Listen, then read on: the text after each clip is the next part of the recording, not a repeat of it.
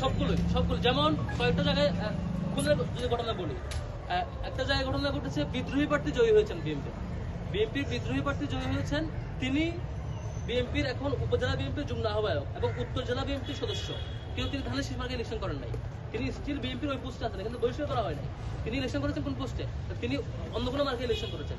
তিনি আবার আক্রমণ করেছেন বিজয় হওয়ার পরে বিএনপির উপরে, এবং বিএনপি প্রার্থীর লোকেরা গুরুতর আহত হয়েছে। বিএনপির ধানের শীষ মার্কার প্রার্থীরা গুরুতর আহত হয়েছে। আক্রমণ করেছেন কে? স্বতন্ত্র প্রার্থী, যিনি উপজেলা বিএনপির বর্তমান যুগ্ম আহ্বায়ক।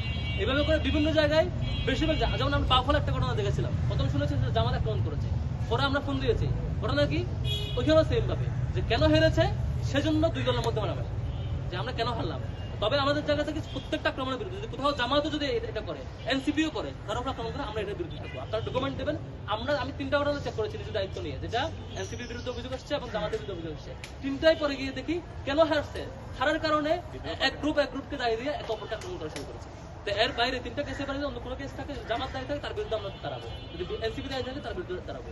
কিন্তু এখন এই যে 3টা লাশ হলো, 3টা লাশেই হয় বিদ্রোহী প্রার্থী, দুজনেই বিএনপির, বিদ্রোহী এবং ধানের শীষ, অথবা ধানের শীষ জিতেছে, অন্য কেউ হারছে, অথবা নিজেরা কেন হারছেন, এইভাবে নানা কারণে আহত এবং হত্যাকাণ্ডগুলো হচ্ছিল। খুবই দুঃখজনক এবং খুবই লজ্জার আর কি, যেখানে আবু সাঈদের মতো একটা লাশ, আবরার ফাহাদের মতো একটা লাশ, পুরো দেশ কাঁপন ধরেছে, পুরো দেশে অভ্যুত্থান হয়েছে, আন্দোলন হয়েছে, সেখানে একদিনে চুপিচাপি 3টা লাশ আপনি ফেলে দেবেন, 3জনকে মেরে ফেলবেন, মিডিয়াতেই আসবে না, ইন্টারন্যাশনাল কোনো মিডিয়াতে আসবে না, ন্যাশনাল মিডিয়া আসবে না, চাপা দিয়ে দিবেন। এটা খুবই অ্যালার্মিং। মনে হচ্ছে আরেকটা ফেস্টিভ্যাল মাথার উপর চেপে বসছে। আমরা এটা চাই না, সেটাই মূলত জানাবো। সাদিক ভাই, এইভাবে যদি প্রতিনিয়ত